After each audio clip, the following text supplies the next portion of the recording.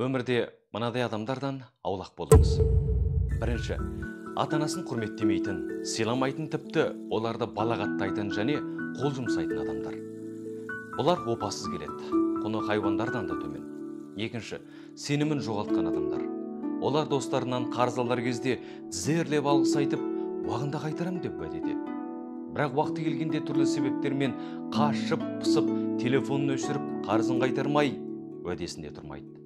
Бұндай адамдар тұрақсыз келеді. Үшінші, пайдакөз адамдар. Сіз оған көмектескенде қуанады, бірақ көмектеспегенде теріс айналады. Азғантай пайда көрсе болды, бірден құбылады. Төртінші, моральсыз адамдар. Басқаларды құрметтемейтін, өз-өзін ғана ойлайтын адамдар. Аздарға ақша тауып, лауазымды адамдармен таныс болса, өзгелерден артықпын деп ойлайды.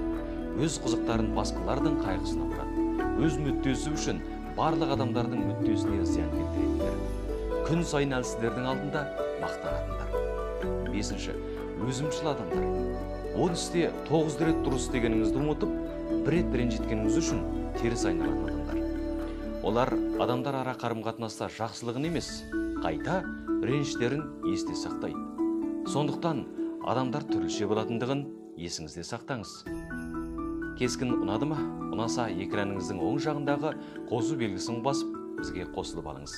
Қызықты ақпараттарды өздеріңізбен уақытында бөлісетін боламыз.